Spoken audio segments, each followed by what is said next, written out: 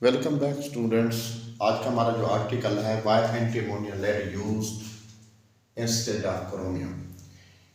Chromium के electroplating में principle के मुताबिक क्रोमियम को इनोड होना चाहिए, लेकिन हम इन क्रोमियम के बजाय एंटीमोनिया लेड यूज क्यों करते हैं, इसकी क्या रीज़न है? हम क्रोमियम को यूज क्यों नहीं करते स्टूडेंट्स? तो इलेक्ट्रोप्लेटिंग जब क्रोमियम की है, जिस सब्जेक्ट की इलेक्ट्रोप्लेटिंग कराई जा रही है, कोटेड कराया जा रहा हो जिस सब्जेक्ट को, उसी का ही नोड होना चाहिए प्रिंसिपल के मुताबिक। लेकिन असूल के मुताबिक तो होना चाहिए था किसको? क्रोमियम को। लेकिन हम क्रोमियम यहाँ यूज नहीं करते। आखिर उसकी क्या रीजन है, क्या वजह है? रीजन ये है स्टूडेंट्स कि हम क्रोमियम किस लिए यूज नहीं करते? क्रोमियम एक प्रॉपर तरीके से ऑक्सीडाइज नहीं होती। क्रोमियम के अंदर जो टेंडेंसी है ना ऑक्सीडाइज होने की, वो एक प्रॉपर नहीं है। जब क्रोमियम प्रॉपर तरीके से ऑक्सीडाइज नहीं होगी तो यहाँ पर क्रोमियम के जो आयन होंगे, यहाँ पर कैथोड के ऊपर, जिस ऑब्जेक्ट फॉर एग्जांपल कैथोड हमारा क्या है? स्पोंज है, एक चम्मच है, जिसको हमने क्रोमियम की तरह बनाना है कि इसकी शक्ल कैसे हो जाए, क्रोमियम की कोटिंग करानी है उसके ऊपर। फिर जब यहां से इसकी ऑक्सीडेशन ही नहीं होगी तो फिर क्रोमियम आयन यहाँ पर रिडक्शन भी नहीं होगी, और इलेक्ट्रॉन होंगे तो यहां रिडक्शन होगी ना।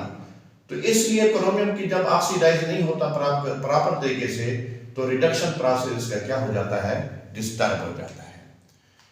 पहली बात तो ये है। दूसरी रीजन ये है कि यहां पर क्रोमियम की तादाद जो होती है, केटायनिक की जो तादाद है इनायनिक से क्या हो जाती है? बढ़ जाती है, एम्बैलेंस हो जाते हैं। स्टूडेंट्स याद रखना, जब भी किसी इलेक्ट्रोकेमिस्ट्री में केटाइन और इनाइन की तादाद बराबर नहीं रहती, एम्बैलेंस होते हैं, तो रिडॉक्स रिएक्शन यानी इनोडिक रिएक्शन और कैथोडिक रिएक्शन क्या होते हैं? डिस्टर्ब होते हैं। ये प्रॉपर तरीके से ऑक्सीडेशन और रिडक्शन नहीं होती।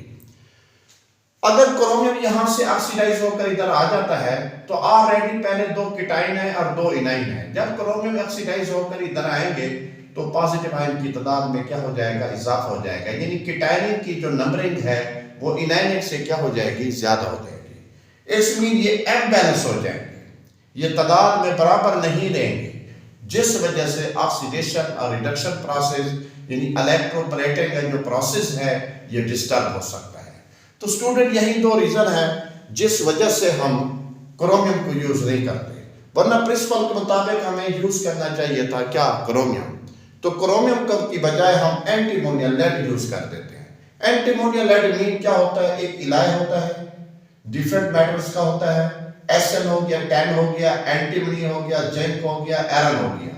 ये डिफरेंट मेटल्स का एक मिक्सचर होता है इलाय, और उसे बोलते हैं एंटीमोनिया लेड। लेकिन ये याद रखकर बता दूं कि एंटीमोनिया लेड की ऑक्सीडेशन नहीं होती, इनमें किसी मेटल ऑक्सीडाइज नहीं होगा। तो इलेक्ट्रॉन फिर यहाँ कैसे आएंगे वो आगे डिस्कशन करेंगे। यहाँ पर जो इनाइन होते हैं वो आकर यहाँ पर इलेक्ट्रॉन लूज करते हैं, वो इलेक्ट्रॉन यहाँ जाते हैं, जिस वजह से क्रोमियम यहाँ क्या होते हैं? रिड्यूस होते हैं। तो रीजन स्टूडेंट दोबारा रिपीट कर दूं, क्रोमियम एक प्रॉपर तरीके से, सही तरीके से ऑक्सीडाइज न होने की वजह से, और इनमें केटाइन और इनाइन की तादाद बराबर ना होने की वजह से, इसलिए हम कहते हैं कि इलेक्ट्रोप्लेटिंग का जो प्रोसीजर है वो डिस्टर्ब हो सकता है। इस वजह से हम क्रोमियम का इनोड यूज नहीं करते। हालांकि प्रिंसिपल के मुताबिक क्रोमियम यूज करना चाहिए था। अब इसकी जगह पर हम क्या यूज कर देते हैं? एंटीमोनिया लेड यूज कर देते हैं। That's all students.